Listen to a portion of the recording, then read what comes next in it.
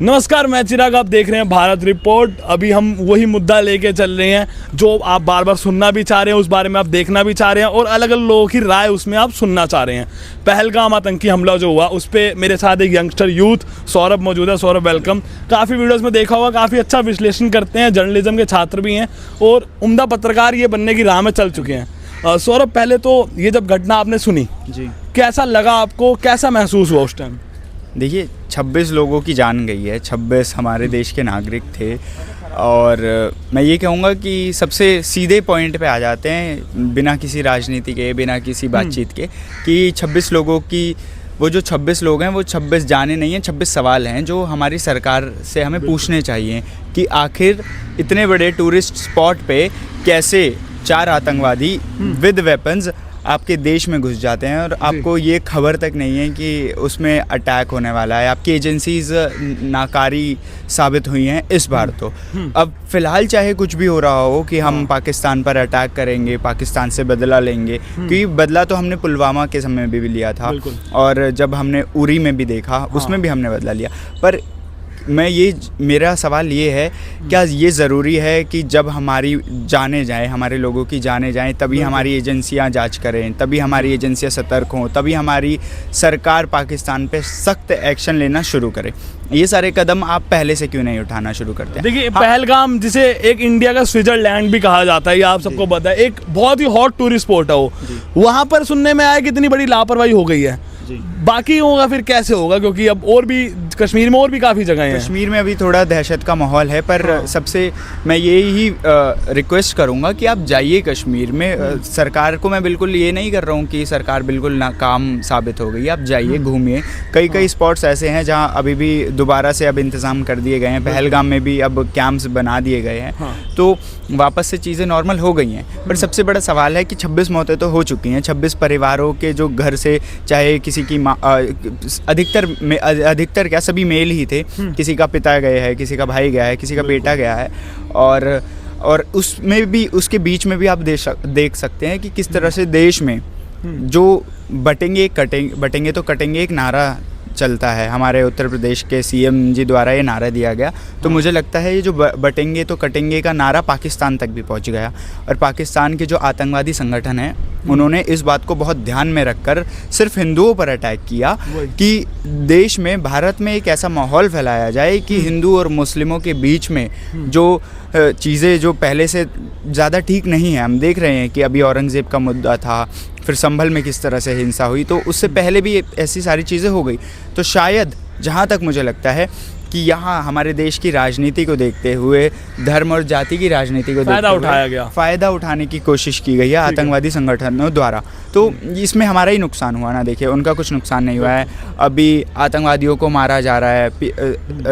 जम्मू कश्मीर में पूरे आप देख सकते हैं किस तरह से आर्मी जगह घरों में घुस कर आतंकवादियों को ढूंढ कर निकाल कर मार रही है, जो एक सराहनीय कदम भी है और ये हमें उठाना भी चाहिए। फिर सिंधु का पानी अब देख रहे हैं, बात की जा रही है कि पानी बंद कर दिया जाएगा। तो अब पाकिस्तान ये हमें धमकी दे रहा है कि हम चाइना से कहकर आपका ब्रह्मपुत्र का पानी भी, और जो हमने सुना पहले भी कि ब्रह्मपुत्र पर चाइना एक बहुत बड़ा इंफ्रास्ट्रक्चर बिल्ड करने की कोशिश में लगी हुई है और उनका काम भी शायद शुरू हो गया है।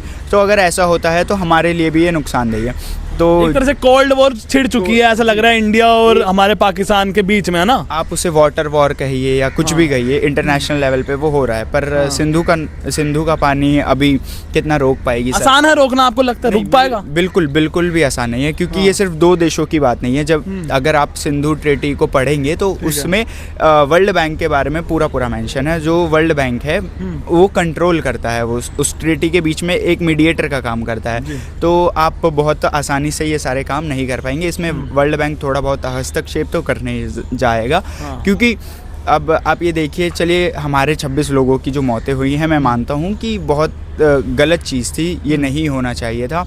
और जिस तरह से आतंकवादियों ने ये काम किया वो बहुत गलत काम था और उस पर सख्त एक्शन भी होना चाहिए। पर अगर इंसानियत के तौर पे देखा जाए तो पाकिस्तान के कुछ एरिया जो हैं, अधिकतर एरिया हैं, वो सिंधु पर ही निर्भर करते हैं। अगर वो पानी बंद कर दिया जाएगा तो शायद वो मौतें वहाँ भी होने लग जाएंगी या उन लोगों को भी वहाँ दिक्कतें होने लग जाएंगी जिसको इससे अब मान लीजिए 5 साल का बच्चा है, उसको कल को खाने को नहीं मिल पाता है उस क्षेत्र में और उसकी भूखमरी से मौत हो जाती है, तो उसके गुनाहगार कोई और नहीं होगा। ये एक इंसानियत के नाते बोल रहे, लेकिन आपके हिसाब से किस पर और कैसा एक्शन होना चाहिए, कैसा वार होना चाहिए? पाकिस्तान पे बिल्कुल सख्त एक्शन होना चाहिए, पर मैं ये मानता हूँ कि उसमें उनके आम नागरिकों को हम ना ठेस पहुँचाएं, बल्कि उन सरकारों को जो जहाँ के वो जो नेता हैं उनको, उनकी आर्मी को, उनके आतंकवादी संगठनों को वहाँ जाकर एक्शन लिया जाए, वहाँ कुछ ऐसे काम किए जाए या ऐसी संगठन बनाए जाएं जो इन सारी चीज़ों को ख़त्म कर पाए।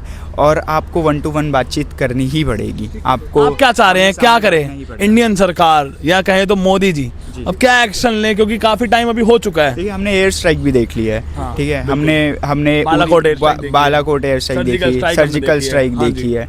अब हो सकता है कि हम कुछ और इससे बड़ा करने की कोशिश करें कि जिससे हमारा बदला पूरा हो सके, पर सिर्फ बदला पूरा हो देने से ये सारी चीज़ें नहीं रुक रही हैं। हम ये देख पा रहे हैं क्योंकि पहला हमला नहीं है ना, उसके बाद अगर पहले उरी हुआ, सर्जिकल स्ट्राइक हुई, उसके बाद फिर बालाकोट हुआ, फिर उसके बाद अब ये हुआ है, और उस बीच में भी कई हाँ काफ़ी चलते रहे हैं। तो आतंकवादियों में बिल्कुल ये डर नहीं है कि भारत आएगा और हमारे घरों में अटैक करेगा और हमें ख़त्म कर देगा। उनके भीतर ये डर तो कतई है ही नहीं। तो ज़रूरी है आप अपने देश को इतना मजबूत कीजिए, कश्मीर को आप इतना मजबूत कीजिए और कश्मीर के लोगों को इतना मजबूत कीजिए कि वो हमेशा आपके साथ खड़ा रहे, और वहाँ के युवाओं को आप रोज़गार दीजिए, आप उनको अपॉर्चुनिटीज़ दीजिए सरकार में शामिल होने तो रहा था ये रोजगार, ये टूरिज्म जब बढ़ा था, इतना बड़ा है जो 305 हटने के बाद टूरिज्म बढ़ा है। मेरा मानना ये है कि किसी भी क्षेत्र को या किसी भी राज्य को आप सिर्फ एक ही एरिया पर डिपेंडेंट मत होने दीजिए। अगर आप सिर्फ एक एरिया को टूरिज्म पर ही डिपेंड कर देंगे तो सिर्फ उसी क्षेत्र में लोग घुसने की कोशिश करेंगे और फिर भीड़ बढ़ जाएगी, और उस भीड़ में वो कोई भी ढंग से कमा खा नहीं पाएगा। तो आप कोशिश कीजिए कि आप ज़्यादा से ज़्यादा वहाँ चीज़ें बढ़ाएं, आप कॉलेजेस बनाएं, आप लोगों को पढ़ाएं लिखाएं, हॉस्पिटल्स बनाएं, अपॉर्चुनिटीज़ लाएं, जॉब्स लाएं, और भी चीज़ें आप ला सकते हैं जिससे वहाँ का जो युवा है, अगर हमारे कश्मीर का ही युवा भटक कर वहाँ जा रहा है तो वो हमारे ही देश की नाकामी है ना, कि हम अपने देश के युवा को वाइट वॉश, ब्रेन वॉश होने से रोक नहीं पा रहे हैं। तो सबसे पहले कोशिश कीजिए कि आप अपने देश के युवा को रोकें और थोड़ी सी लगाम लगाने की कोशिश कीजिए पाकिस्तान पर भी। बस मैं इतना ही कहना। ठीक है, अंत में मेरा एक प्रश्न आपसे ये है, एज अ यूथ, क्या आप अभी कभी आगे जाने की सोचेंगे, कश्मीर घूमने जाने की सोचेंगे? कैसा इस बारे में आप पॉइंट ऑफ व्यू रख रहे हैं अपना? बिल्कुल, देखिए जाना चाहिए, कश्मीर बहुत सुंदर जगह है, और अगर हमारे देश में कोई इतनी सुंदर बेहतरीन जगह है घूमने के लिए तो मैं ये कहूँगा कि वो कश्मीर है। कश्मीर में आप गुलमर्ग चले जाइए, पहलगाम बहुत सुंदर है, फिर आप थोड़ा और ऊपर जाएंगे और लद्दाख है, और उस तरफ आप जा सकते हैं। मतलब वो क्षेत्र है, वो आपको वादियों से या पहाड़ों से, आपको प्रकृति से मिलाने की कोशिश करता है। पर अगर उस प्रकृति के साथ छेड़छाड़ हो रही है तो सरकार को ये बहुत ध्यान देना चाहिए कि हमारा जो एक ये मान लीजिए कि वो कश्मीर हमारा देश दुल्हन है और उस दुल्हन की बिंदी कश्मीर है, तो अगर आप वो बिंदी हटा रहे हैं तो उसका श्रृंगार जो है हमारे देश का वो ख़त्म हो रहा है, उस पर वो धब्बे लग रहे हैं ये सारी चीज़ों के कारण। तो आप कोशिश कीजिए और आप सब लोग कश्मीर जाइए, घूमिए, कश्मीर को देखिए, कश्मीर के लोगों से मिलिए, और धर्म की और जाति की, दोनों राजनीति से अपने आप को दूर और अपने आप को अलग रखिए, तभी आप खुश रह पाएंगे और सुखी रह पाएंगे। बहुत बहुत धन्यवाद सौरभ, एक बार फिर से इतना अच्छा विश्लेषण करने के लिए। और हमने इसमें बिल्कुल भी कोई राजनीतिक बात नहीं करी है, हमने जो भी चीज़ है आपको पॉइंट ऑफ व्यू एग्जैक्ट बताया, बाकी अब आपका अपना ही है। मैं चिराग, धन्यवाद।